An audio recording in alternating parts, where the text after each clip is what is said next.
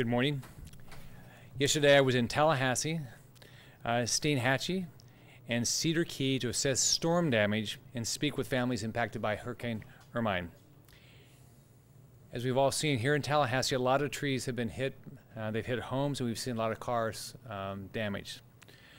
I went around many areas, including Midtown and Benton Hills, and there's significant damage. Tallahassee has all these beautiful trees, but there's a lot of tree damage. In Steinhatchee, I visited the Sea Hag Marina, Roy's restaurant, and Krabby Dad's, and all had significant damage from the storm surge. And you could see how much the water came up, because I mean, they have boats that are probably 30 feet from the water. We also saw there was a significant amount. There's a not really nice public dock, and it was really messed up. And they also told me there was another public dock that was also messed up. We didn't see that. And of course, as you would expect, when you go down there, the individuals are worried about their jobs. So, in Cedar Key, I toured the impacted areas on the water and met with residents who have been severely impacted. Many are worried about losing their jobs. There's this one young lady who was just crying. She just found out that she would not have a job because she worked at this condo area, and they're just all so messed up. It's going to take so long. So, we going to hook them up with CareerSource, and hopefully, or her up with CareerSource. Hopefully, she can get a job. These areas were in the direct path of the hurricane, and I was proud to see communities working together. There's this one lady that it was their weekend home, and she said they had lost their seawall, and this father and two sons they were on their way to Disney. They changed their mind. They had a truck, and they just came and rebuilt her seawall. Spent the day redoing doing her seawall. So there are a lot as you walk around. There's lots of stories about really nice people.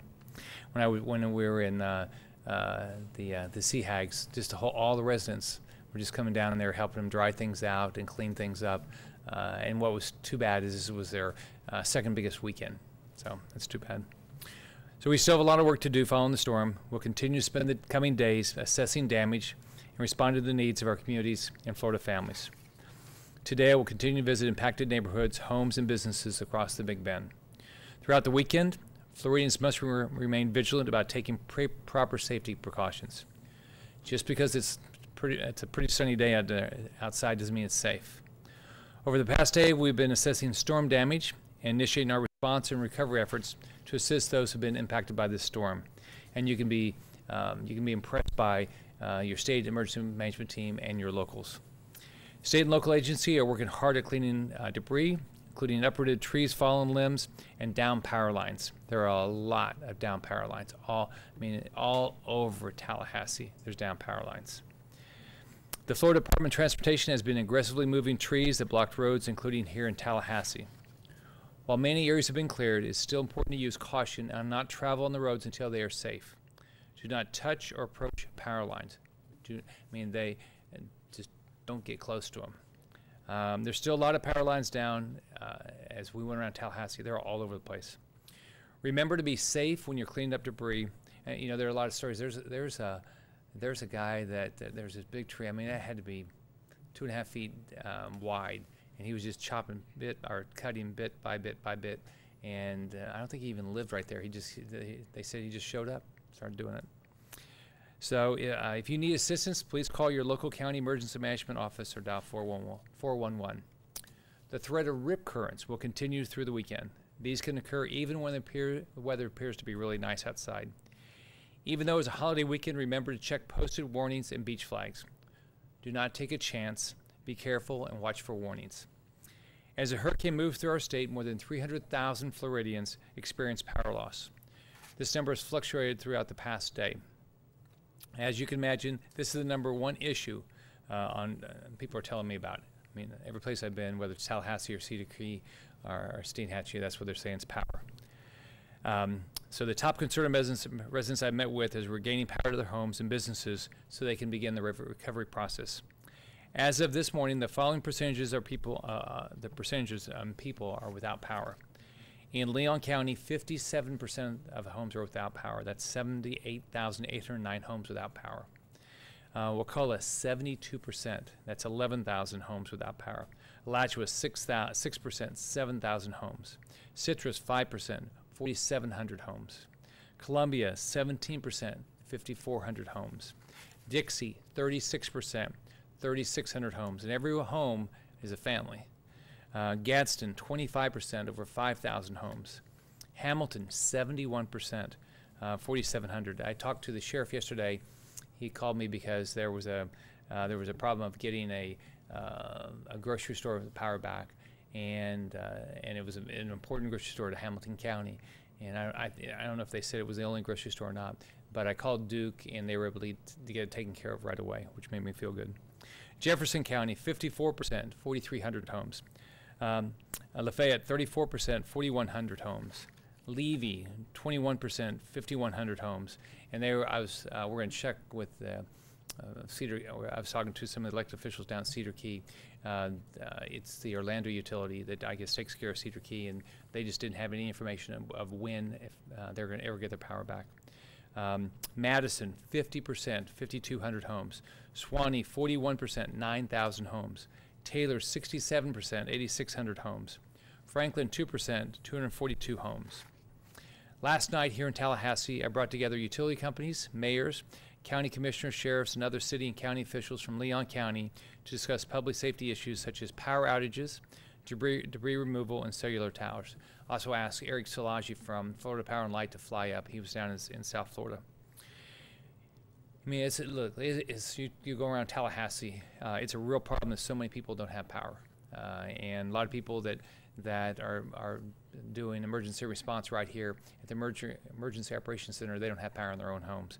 And if you talk to a lot of the law enforcement, I just talked to a couple of the Capitol Police, and they don't have power in their homes.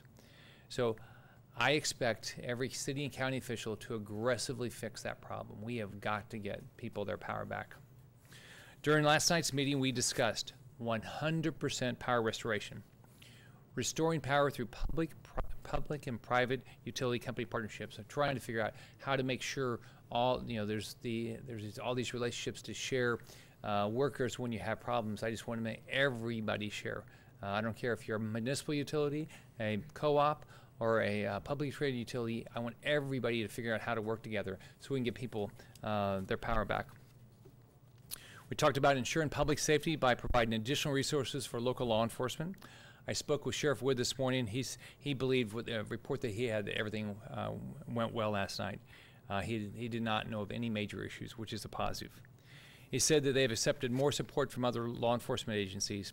It's real important to me that especially in a city like this where so many people are without power, they feel comfortable. And I think that's probably true in every part of our state where we don't have power. We talked about addressing down power lines and other safety issues. We talked about debris removal. We talked about school openings. Senator Munford was at the meeting, and we were talking about that. Ensuring power supply for cellular towers, fuel availability. We talked about being able to get portable charging stations for cell phones. Before the storm, we talked about making sure your cell phone was fully charged so you got information. Now we got to make sure they can keep doing that. The City of Tallahassee Utilities and Talquin Electric Cooperative both assured me that they have shifts running 24 hours a day until power is fully restored. Gulf Power and Florida Power and Light have offered services to support these efforts. In Gulf's case, they're already providing some support to City of Tallahassee Utilities. In Florida Power and Light's case, they had been providing services to Duke, and if no one needs their help in the state, then they'll be sending those employees out of state because there's some other states have asked for those services. I want to take care of every state, but I'm really focused on Florida. I spoke with Alex Glenn from Duke Energy. He said, I talked to him this morning, they've restored 188,000 homes. They've got a little over 30,000 of their customers are without power. Their goal is full restoration of power for Pinellas and Pasco counties by midnight tonight. Of course, there's some very isolated areas that will be hard, but that's their goal. For their other impacted counties, their goal is Sunday night. Of course, they have some issues in some of those areas with regard to flooding and being able to get there with the roads. So I teamed them up with Florida Department of Transportation this morning so they can hopefully get FDOT can get ahead of them if they have crews going somewhere that they know that road will be cleared. Alex was very complimentary of his employees. He was telling me about one of them, Scott Perry, and his team had worked through the night to restore power, and I guess late in their shift or right after their shift, they got a call from a nursing home that the nursing home was going to have to evacuate. I think they were up in Jefferson County, close to Monticello. And so Scott Perry and his team immediately went over to the nursing home, and they were able to restore power so they didn't have to evacuate. So that's a good story. And then they also got a call right after that by a dairy farmer that said that he was going to lose cows because of the heat. And so even though Scott Perry and his team had worked through the night, they kept working and went and took care of the dairy farm. So I think there's stories like that all across our state. Tonight I'll be asking local and county officials here in Tallahassee for an update on the progress of power restored in Leon and Wakulla counties, their commitment to restore power to all of our schools in Leon and Wakulla by Tuesday, whether Talcon Utilities or our Tallahassee Utilities or Talcon accepted utility and debris removal crews from Florida Power and Light and Gulf Power, update from law enforcement on public safety, update on water distribution. Yesterday I spoke to Mayor Gillum a few times about the power outages here in Tallahassee. Brian Kuhn, I asked Brian to meet with the mayor in the afternoon to make sure that any needs that the city saw, that we were very clear what the needs were and that we would have a plan to help them. So here's some of the things that we've talked about with the mayor. Water. The state has already sent 2 truckloads of water from the State Logistics Center in Orlando. There are multiple places where they're giving out water for free here in Tallahassee. The mayor's office put out the following information on water distribution. Distribution will be from noon to 6 p.m. today and tomorrow at the following locations: Lake Jackson Library, Woodville Library, Fort Braden Community Center, Chairs Community Center, and Miccosukee Community Center. I also talked to Sheriff Wood, and he's going to make sure he provides security there. The Salvation Army will offer canteen food services 2 times a day at 12:30 p.m. and 5:30 p.m. at these same locations. Traffic lights, which was a big problem yesterday in Tallahassee. DOT is providing generators to run stoplights in Tallahassee, and I think the discussion was most of the stoplights will either have the power or they'll have the generators provided by the Florida Department of Transportation. Shelters, Department of Health is helping staffing needs at the shelter at Florida High. As power continues to be out, we expect more people to go there. Department of Health is also providing oxygen. So to find a shelter, please call your local emergency management office or visit floridadisaster.org/info. Today, the Department of Emergency Management is working on the following items for the city of Tallahassee: portable showers, hygiene kits, which include soap and shampoo, washer-dryer stations, recharging stations for cell phones. No interstate or major bridges are closed, and there have been no reported fuel supply, distribution, or retail issues at this time. If anybody knows of any of those, you have to call the State Emergency Operations Center. For more information on road closures, please monitor your local news stations and visit fl511.com. You can also visit floridadisaster.org/info for more information. There are now only 12 state park closures, and that's down from 34 yesterday, and our Department of Environmental Protection is working to clear damaged areas and reopen the parks. So part of it is utilities, of course, and part of it is debris. But we're gonna make sure they're safe and secure before they're open. Here in Tallahassee, Comcast is offering free wireless for the next few weeks. They have made 2,000 hotspots available. This is free for anyone. You don't have to be a Comcast customer. Insurance. If you've had any property damage, and we have a lot, you should look at all applicable insurance policies. It could be your homeowner's policy, your flood policy, and your car insurance. You should document all damaged property and belongings. You take photos or shoot video footage before attempting any temporary repairs. When you file an insurance claim, you may be asked for visual documentation of damages. Contact your insurance company or insurance agent as soon as possible to report damages. Insurance policies require prompt reporting of claims, so it's important to act as soon as possible.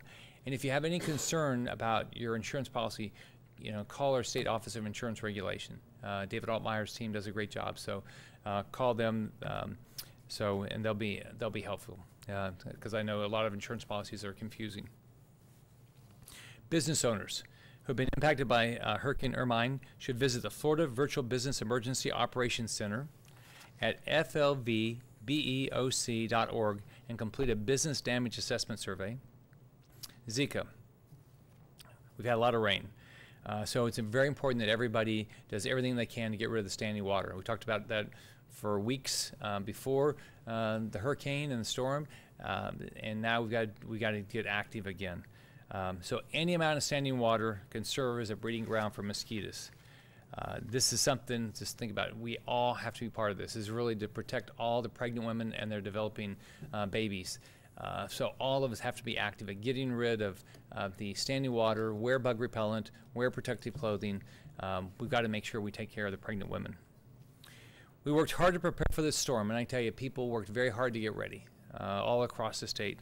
We're going to continue to work hard throughout the response and recovery process. And that's our commitment to every Florida family. I encourage Floridians to continue working together to help those in needs, and it's really heartwarming when you go around the state and you hear the stories, and you can feel good that this is a wonderful state. So we can answer any questions anybody has. Yes, sir. Governor Peter King with CBS News. What are your main obstacles to restoring all the power? Is it the trees? Is it the manpower? Is it the cooperation between agencies? Well, first off, I think it's from our meeting last night, and that was really focused on Leon and Wakulla. We've got a lot of down power lines, and we've got a lot of trees. The commitment today, I know for Leon County, is all the roads are going to be cleared, so that's not going to be an issue. So I think from talking to them, my goal is everybody work together, take all the resources possible. Florida Power and Light's offering resources, Gulf Power's offering resources, take advantage of them, and just keep working 24 hours a day, get it done. But I mean, it's a significant issue when you have. I read you the numbers. How many people are out without power? It's a lot. It seems with state employees impacted pretty severely without the electricity here, is it reasonable to expect them to come to work on Tuesday and serve the rest of the state, or what that could be a problem, it seems? Sure. Well, you have a whole bunch of people that are working right here in the emergency operations center that don't have power, and maybe don't have hot water in their house if they don't have gas-powered water heater, things like that, and they're showing up and doing their job. And so I'm very appreciative. I'm optimistic that if everybody works together, that around the state we're going to have power restored. It was very like Florida Power and Light is basically they're pretty much all their area is covered now. When I talked to Alex Glenn, he was very optimistic that other than some areas that will be very, very difficult to get, maybe because of flooding or because of trees on the roads and things like that, theirs is going to be pretty much done. Gulf Power, I think, will say the exact same thing. So I just want to make sure we're helping our municipals and our co-ops to be in the same position. So I'm gonna reach out to see if there's anything any of them need today. I'm gonna do everything I can to get people to work together, and because I want everybody to have their power. I want to be able to take a hot shower. So, Governor, you said yesterday that Mayor Gillum had told you that they didn't need help, that everything was going to be fine on the recovery. It seems like getting power online is taking longer than anyone anticipated. Are you satisfied with the city's efforts? Well, I asked Mayor, what can we do to be helpful? And so that's why on a lot of issues on water, we're talking about I'm going to make a phone call today to see if we can get another place where you can do a charging station. There's a bunch of issues like that, and I think Brian's team is working on all those. We have a very good list, and I think that they're working well together on that. I think we all want everybody to work together. We all want the power restored as quickly as possible. So my goal is everybody just figure out how to work together. Is there any damage estimate on how many homes and businesses might have been badly damaged or lost? Peter, we're still in the initial damage assessment phase for that. A lot of the counties haven't yet gotten out and tallied all those up or counted those. So we'll be working over that over the next few days. And then next week, we've already started scheduling the preliminary damage assessment to go out there and capture all that data. But I don't have any numbers at this point. There are a number of communities along the Gulf that we've not been allowed to go into. I'm thinking specifically Keaton Beach yesterday, where there was a roadblock. How long do those roadblocks stay up, and when are we going to be allowed to go on in there? Peter, I don't have specific information about that one. I'll find out. Generally, those would be blocked either because they're unsafe to transit or because there's some ongoing operations beyond that point. But I'll get you some additional information today. Yeah, there were a lot of long lines yesterday in grocery stores and everything, which seems to indicate a lot of people didn't take this storm as serious as they could have. Is that your It assessment? wasn't 3 days of water, was it? 3 days of water, 3 days of food. But they didn't seem to have 3 days of water. I think part of it is the number of locations that were open because of the power outages, and so there are fewer places open, which I think that caused part of it. But look at here's the positive. The positive is at least we don't have any other than what Sheriff Gainey told me about the homeless individual in Marion County. I don't think we have anybody has said that we had a loss of life. So at least nobody has. That's not come up yet. So that's a real positive. We don't have significant injuries. That's a real positive. So now we do have a lot of damage. But I think part of that, Mike, is probably there's a limited number of places open still because of, and some of I think they were telling me yesterday, it's like take Publix, some of their stores had generators and some didn't. So yeah, I think it's really important to get these grocery stores open for people. And the grocery stores, gas stations, for just basic needs. So, and it's all tied to power, right? Anyone else? What about gas stations? I remember after 2004, then Governor Bush was talking about, every gas station should have a generator, which seemed like a terrific idea at the time. Now, I saw a number of gas stations open yesterday along the Gulf, but many more were closed. Well, it would be nice, that always would be nice. It always costs these businesses money to do that. But what they said last night, Brian, I think you can confirm this. What they said last night, like in Leon County, is they didn't think there were any issues. I don't know if that's correct. Yeah, we asked that question specifically last night, and they did not indicate that fuel availability and the preparedness or the open status of gas stations was an issue in Leon and Wakulla County. Governor, did the utilities people give you any kind of estimate or guesstimate when they might get close to 100% restoration in all of these counties? Well, I talked to Alex Glenn at Duke today, so I gave you those numbers on that one. I think Florida Power Light has basically said they're pretty much there. I think Duke is getting Gulf Power is pretty much there. I mean, Gulf Power has offered services to